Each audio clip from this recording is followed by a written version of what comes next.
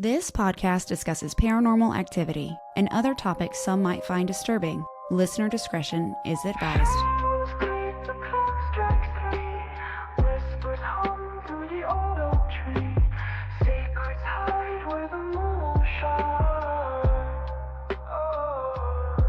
Is it a chill or a ghostly breeze? A knock, a tap, what do you believe? Ghosts, gossip, gather around, where the lost and the haunted are found. Ghosts, gossip, don't make a sound. Truth or tales, we'll dig it out. Hello, everybody. Welcome back to another episode of Ghost Gossip. Hey. Hey, you. Hello, beautiful. Hi, handsome. Here we go again. Round two. Ding, ding. Do. We're reading Livy stories. Thanks, Livy. Listener happening stories, but brought to you by author Livy. She is the author of To Die For. We had her on a couple episodes back. And so she submitted an email with every single experience she's ever had. So we're giving her her own episode. Yeah, and it was very nice to meet you. Yes, we got to meet Livy. At her book signing. Yes, and we got to meet the guy that's actually narrating. Yep. So shout out to him as well. Hello, everybody. Hello. And so, yeah, we wanted to read Livy's stories. And so how we're going to do this, we're going to just alternate. This is just a little bonus listener happenings episode today. Let's go. Let's jump into it. Let's get it. Get it. Hello, and happy hauntings. It's me, Livy. I have been wanting to send you a listener happenings email, but struggled to find the perfect story, as I have so many. So I'm sending them all. You can pick one or a few or all, but I'll start from the beginning. When I was 3, I vividly remember walking through the front door of my house with my mother and my brother. As we got inside, I saw my Nana laying on the couch.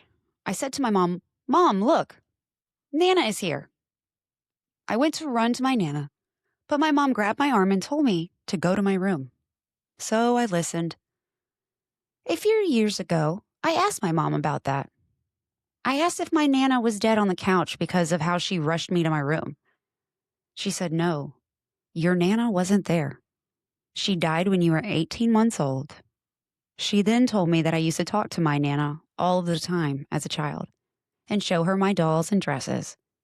I have always felt someone with me, and I've had a psychic tell me that she remains with me as a guardian angel. When I was 6, we were having a pool party for one of my brothers. I didn't know how to swim in the deep end yet. My mom's friend's daughter was a few years older than me, and she told me to get on her back and she would jump in the pool, but that she would keep me on her back until we got to the shallow end. So I got on her back. She jumped into the deep end, but pushed me off her back underwater and swam away. I started drowning. I could see the adults standing around talking, but no one could see me. I tried waving my arms and splashing water, but remained unheard and unseen. Then I felt a hand wrap around my wrist and pull me to the edge of the pool. I used the wall to pull my head above water. When I looked up, no one was there. Chills. Oh my gosh. What a jerk. when Okay, you say yeah. that. First of all, we need details. Release her name. Release her name because she needs to be known. She is a jerk face and almost drowned you. Like, What the what? what the beep? What the beep? Who does that? Psycho. She was 6. She was just So- a itty bitty wee baby. So this kid was probably like 10, 12 maybe? Straight to jail. Straight Do to not pass jail. go. Do not collect $200. Not okay. And the parents not paying a damn bit of attention. Do better. Everybody do better. I spent a good portion of my childhood staying at my grandmother's house. Every room was full of porcelain dolls and doll houses. Oh, sweet baby Jesus. All of which she made herself. Ooh. You'd think that would be terrifying as a child. However, for me, it wasn't the dolls. It was the constant feeling of being watched by something unseen. One night, when I was around 9, I was sleeping on the couch in the living room. I woke up because I felt like I was shaking. I looked at the wall, and the sconces above the couch looked like they were shaking. though I can't confirm if they were. I rolled over and faced the dining room. I saw an apparition of a man walk through the dining room, then down the hall, and went to my grandmother's room. The next morning, I The asked cat my. ball's going off again. Sorry to interrupt you.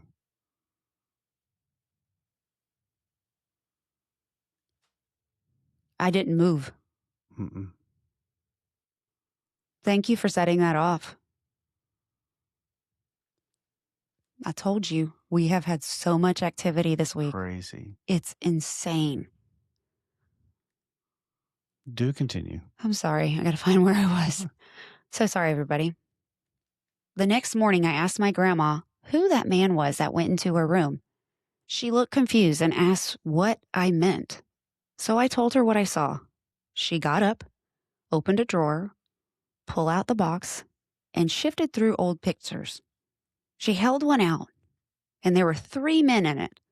And I pointed to the one, and I said, "That's the man. That's the man that went to your room."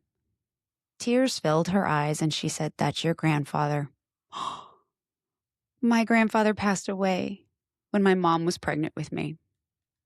Oh, I love Grandpa's stories. I love that. Yeah. Oh, I got chills again. I got happy chills. Happy chills are good. Oh, okay, next one. When I was around 11, there was this elder woman who lived down the street from me. She was kind and she lived alone. She would let the kids in the neighborhood swim in her pool.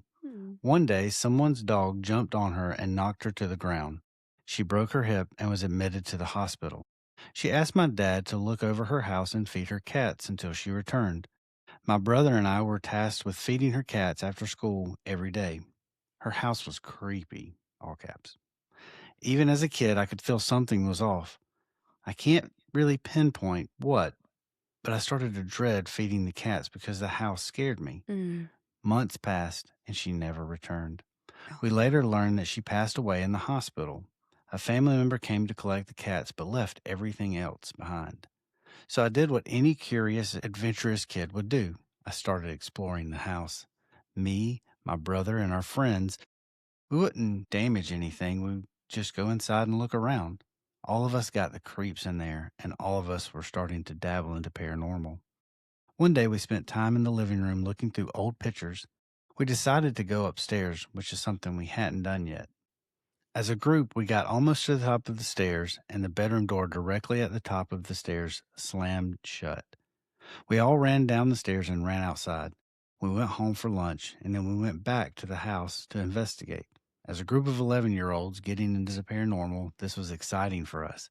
We got to the house, went through the back door into the kitchen, and every single cabinet door was wide open. Justin has a story Very about similar. cabinet doors being wide open. I don't know what it is about the idea of walking into like a room and finding all the cabinet doors open that gives me like the heebie-jeebies just to Yeah. think about. Yeah, it really does. When I was 13, we moved back to my hometown in Pennsylvania. I think we can all agree that the entire state of Pennsylvania is haunted. I concur.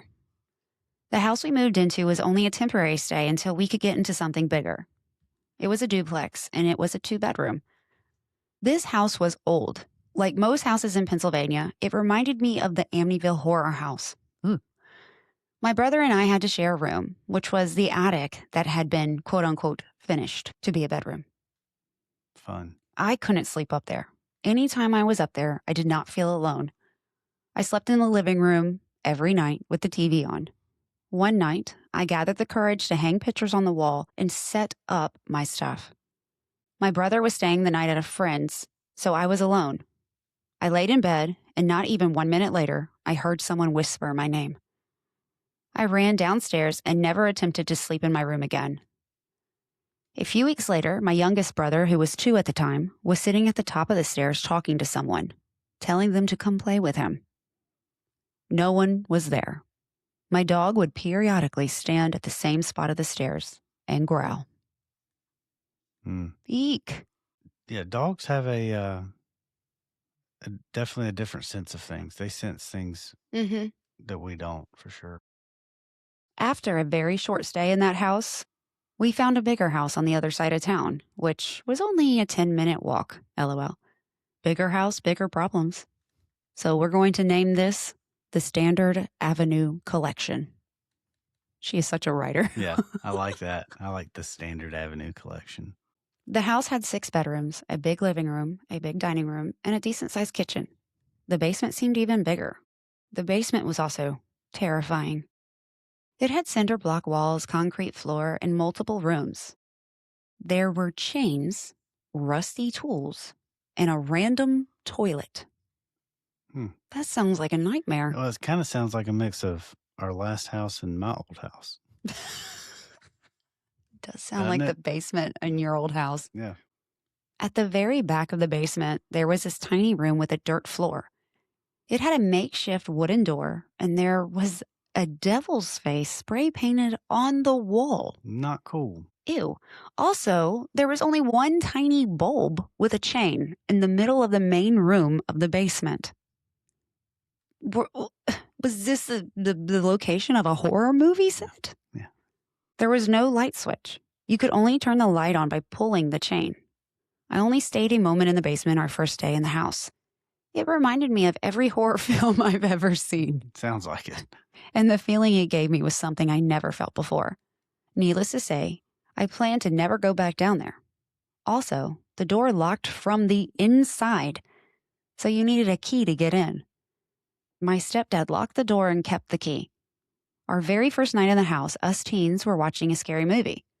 My cousin and I were walking to the kitchen for more snacks, and the light to the basement was on.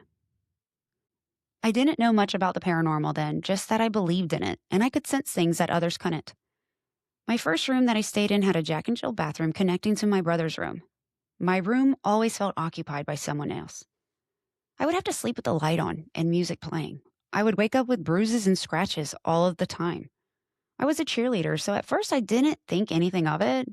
But then I was out of cheer for a few weeks after having surgery and still woke up with bruises and scratches. So then it got my attention. We would have little things happen, like every time we left, we would close all the bathroom doors, and when we would come back, my dog would be locked in the same room every time. It got to the point where we would stop going upstairs altogether. One day, we were taking the dog to the river. We couldn't find his leash. We looked everywhere. We left without it, since he was trained off-leash. When we returned, the leash was rolled into a perfect ball and laying in the middle of the living room floor. No. No, thank you. No. No, thank you. Take it back. Please, just take it back. Anytime I would go downstairs at night, I would feel like there were multiple spirits standing at the dining room table, staring at me, just watching me walk down the stairs. One night, after facing the many spirits in the dining room for water, I reached the top of the stairs. As I turned to walk down the hall, I saw the ghost of a little boy standing at the end of the hallway in front of my bedroom. It startled the shit out of me. But I was too afraid to go back downstairs, so I went into my brother's room instead and woke him up. Another night, I opened my bedroom door, and the ghost boy was standing at the other end of the hallway. So I went back into my room. I started hoarding bottles of water in my room so I didn't have to leave my room at night. Yikes.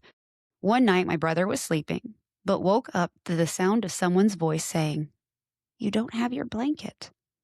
My brother then realized that he's not covered. He sat up and saw his comforter across the room, balled up in the corner of the floor. When I was 14, I was walking alone in the school for dance. The sun was setting, so I took the shortcut through the cemetery. Oh, Livy, girl, what? Just a shortcut through the cemetery, just a casual walk. It was a common thing to do. As I approached the tree line, the school waiting on the other side, I saw an apparition of a man. Older, wearing a red coat. It startled me for a moment, but his spirit seemed, well, nice. We stared at each other for a moment, and then he was gone. I kept walking through the woods and went to dance, telling no one about my encounter. I spent my free time in high school going on what I called haunted adventures. I would always go with a group of friends. We had a couple of these urban legend places near my hometown. There was one that we would frequent called 13 Bends. It was this dirt road that was on a hill with 13 turns. Rumor has it there was an orphanage on the top of the hill that burned down, killing 13 children back in the 1800s. More rumors of missing hunters, a fatal car accident, and something sketch with a mine next to it had circulated for years and obviously got the small town teens interested. The dirt road that takes you there was closed off, but we would take our parents' cars right past these road signs anyway. LOL. Lol. The energy there was intense. Every time we went, I wouldn't be able to make it past the third bend. I don't know why, but my body would just stop moving and refuse to go any further. We would have little things happen like hearing whispering, feeling something moving around us, or hearing something walk with us on the path. One night we were standing on the third bend. Again, my body wouldn't let me go any further, so my friend stopped with me. An abandoned building that was gated stood next to the hill that we were on. I'm not sure what the building was, but I always assumed it was in relation to the nearby mine. Anyway, we were standing on the bend, and I looked at the building and saw a figure of a man standing next to it. Just standing there, in the middle of the lot, inside the heavily locked and barbed wire gate. There was no face, no features, just the black figure of a tall and buff man. We all saw him, we all screamed, and we all ran. We jumped into my mom's car. I turned it on, and the windows fogged. Child-sized handprints appeared all over the windshield and windows from the outside of the car. One night, a group of us summoning spirits at my friend's house, his house, and all the houses on the street were built on the top of graves. There was a tombstone from the 1800s in my friend's backyard. To note, this was on the same street of the first house we lived in, the one where I could not sleep in my room. Anyway, we were sitting in the living room in a circle on the floor with all of the lights off, and one single candle lit in the middle of our circle.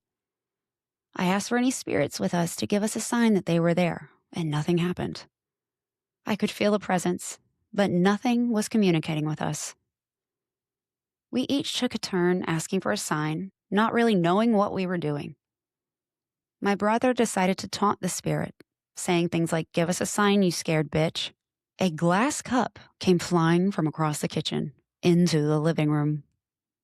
Another night, same house, I was sitting on the back porch and saw a full-body apparition of a woman holding a baby walking through the backyard. I lived in the house on Standard Avenue for 6 years. Throughout that time, there were so many occurrences, noises, shattered light bulbs with no explanation, dogs getting trapped in rooms, and then that constant, uneasy feeling of being watched. Shortly after moving out, I was talking with my mom and siblings about the house. I had never mentioned the ghost boy in the hall, but brought it up then. Everyone in the house had seen the same boy in the same spot. We left in 2011, and the house still remains vacant. No one ever moved in after us. I recently went home to visit and walked by the house, and the roof is caving in. Vines climb the siding, and weeds are all overgrown. The inside remains untouched. Some items left behind. It's dark and terrifying to look at, even in the daylight. Whoa. That was a lot. That was a lot. That one was good. Thank you, Livy. Thank you. All right. All right. Next one. In 2012, I moved to the West Coast. I started to dive deeper with the paranormal. This is also when I started hearing from multiple psychics that I have psychic abilities and that I'm an empath. I wasn't too sure what that meant or what all I could do, but I knew that I could genuinely feel what other people felt. I could sense things others couldn't. I still am unsure what my psychic abilities are, but I know that I get a lot of information in my dreams. Even as a kid, I would dream something and it would happen. Not always in the same way as my dream, but the main point would happen. For example, when I was 7 or so, I had a falling out with my friend. We didn't talk for months. Then one night I had a dream that she brought me a band poster and asked if we could be friends again. The next morning she came up to me on the playground at school and asked me if we could be friends again. My dreams have always been like that, always. And I have had some really intense dreams, vivid, powerful. You know, what's funny is Livy has had a dream about me before and has messaged me and said, "Hey, I had a dream that you have a message for me." And I did, Yeah. which is weird because I randomly thought about her and didn't know why I was thinking about her. And I brushed it off until I got her message and I was like, oh, Okay. okay. That always creeps Daniel out because I tell him about these stories with Livy and he's like, "You don't know her." I'm like, "No, Yeah. I should not know these things about her life, but I do." In 2015, I had been briefly dating this guy. I was currently a pre med student and didn't have much free time. We had only been dating a few months. He started giving me a hard time for choosing my studies over him. Red flag. Bro, come on. I saw that as a red flag. Yes, for sure. Big red truck. So I ended things. The night we broke up, we went out to a bar. He was blowing up my phone, but I didn't answer. He drove home drunk and wrecked his truck. He died in that accident. I carried guilt with me for a while over that. I know it wasn't my fault, but I was stuck on what if I had answered my phone. A few months ago after his death, I had a dream that I was laying in bed, and he sat on the edge of my bed to talk. We talked for hours about random things, nothing in particular that stood out. We just talked. He put his hand on my leg, and I woke up. I am certain that his spirit was sitting there on the edge of my bed. I wholeheartedly believe that his soul was communicating with me. Shortly after that, I moved to Oregon, and this is when I started to learn about my empath abilities. I was gifted a tarot deck by a friend. I would do random readings for random people, but the readings were always spot on. One night, I went on a haunted history tour in Portland with my friend. We were in the basement of a building that sits abandoned, but I believe had been bought or leased by the tour guide so they could do paranormal investigations. Many years ago, there was a flood in Portland that took many lives. In the basement of this building, there were people that had been purposely trapped down there. Wow. I can't remember if they were slaves or what the reasoning was, but they were being held captive. The flood came and none of those people made it out. So we were standing in the basement and everyone was given an EMF reader. The tour guide was talking and I felt something to my right. I looked over and I see my hair lifting off my shoulder. Then my EMF reader lit up to red. A moment later, my hair fell back down and the reader stopped. Then we went into the back of the basement, in this small room that held multiple people while they drowned. The energy in there was intense. I felt scared, sad, and accepting of death, like knowing it's coming and there's nothing to be done about it. The guide was telling us about a black figure that appears in one of the corners of the room, the corner that was behind me. While he's talking, I interrupt him and say, "Someone's here." Everyone looks at me and then everyone's EMF readers shoot all the way to red. Someone kept asking if it was the black figure and I was like, no, it's just a man. He's harmless and he's sad, which of course broke my heart. After the tour was over, the guide pulled me aside and asked if I had abilities. So I told him that I've been called an empath. He asked what I thought about the black figure that appears in the corner. I told him I didn't think it was a spirit. I felt it. It was there. But it was energy. Just a lot of negative energy. So dark that it has formed into something visible. He agreed with me, but of course, there's no way of knowing if I'm right or not. The rest of my time in Oregon, I can't think of any ghost stories. Nothing that stands out anyway. I just really worked on enhancing my empath abilities. I had some crazy vivid dreams, all of which came true. Some were warnings and I listened to them. I have been told that my Nana stays with me and that sometimes she strokes my hair while I'm sleeping. And I moved to Vegas in 2019. One night, spur of the moment, I went to the Zach Bagans Museum with a few friends. I've heard stories of the museum itself being haunted, but for me personally, I was hit with all the energy from all the items housed there. I mean, holy heck, that is not a place for an empath. There's a room of dolls, and in that room is Peggy the doll, who is said to bring misfortune to those she comes in contact with. There was a spirit box next to her that they kept running. I said hello, and she said hello back. But for some reason, she just seemed kind of staged, like I feel like it's pre-recorded or something. It just didn't seem legit. There's a room that has the actual stairs from what they call the Devil House. That room made me extremely dizzy. I thought I was going to pass out. I kept wanting to go into the basement. Something was definitely pulling me there, but we weren't allowed. What really effed with me was the Dybbuk box. This box is believed to contain a malicious ancient spirit. The box is rumored to cause serious and horrific misfortunes and nightmares. The box is in its own room, contained in a case that's circled with salt. You're only allowed to walk in the room through one door, look briefly, then keep going out of an exit door. I fear I may have focused on the box for a moment too long, because that night I had a nightmare that I was in the museum. I was in the room with the box. It opened and I ran.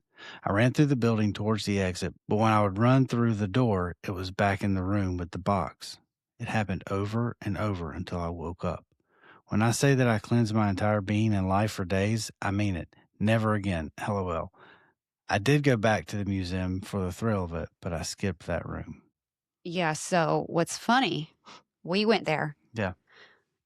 The only room that affected me was the room with the devil stairs from the devil house. That made me want to vomit. Like I got dizzy in that room and I got like I just wanted out. The Dybbuk box, not so much anything. Peggy the doll really made my skin crawl. So I didn't stay in there long with her.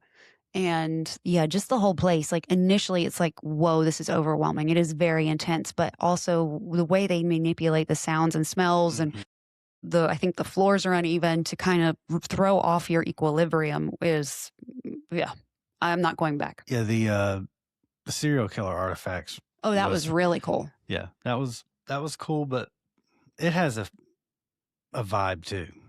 Mm-hmm. Yes, it really does. But you got to think those are like actual serial killer memorabilia. Yeah. Like that's wild. Yeah. So in March of 2020, my best friend's brother wasn't doing well. He had battled addiction his entire adulthood. He chose to live on the streets and hadn't talked to my best friend for a few weeks. She asked me to do a tarot reading for him, so I did. I pulled 5 cards. The first 4 read hardship and addiction, and not wanting to conform to society. The 5th card was a celebration of life. My best friend thought this was something positive. Yeah, I know. Yeah.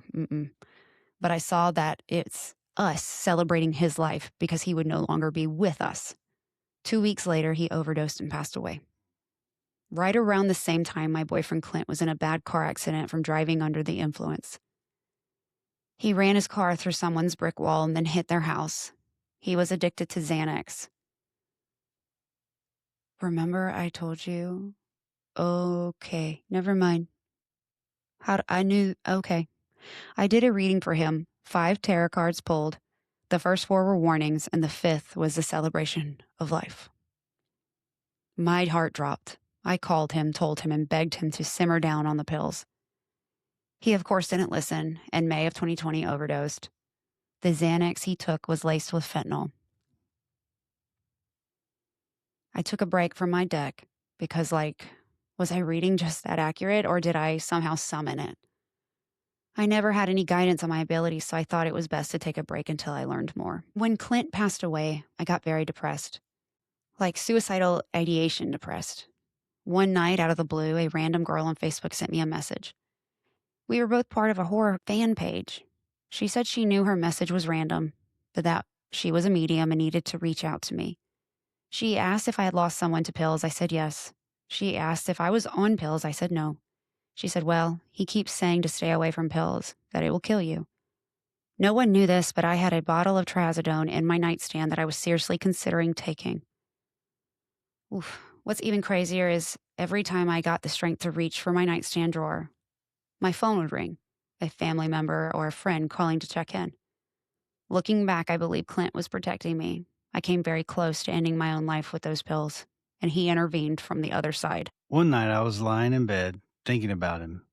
It was always the dark and quiet of the night that brought him out of me. I started crying. I felt a hand wipe the tears off my cheek. That incident inspired one of my best written songs. I told you about the time Clint contacted me in my car after the Haunted History Tour, which was him telling me to keep going, to keep holding on because soon I would be out of the dark. It's been almost 6 years since he passed. He has contacted me many times. He's used other people to get messages to me. I feel him with me all the time. I always feel protected, and I feel loved. I'm forever grateful that he was able to protect me from my own hand. It's amazing what a soul can do from the other side. I'm one of the people that he sent messages through. So that's really, it is. I should know nothing about this man. I should know nothing about her. And yet Livy and I are strangely, oddly connected some way, somehow. That's really cool. Yeah, it is. It is. It's creepy a little bit. It's a little freaky. I told you about my experience in that haunted cabin in Tennessee.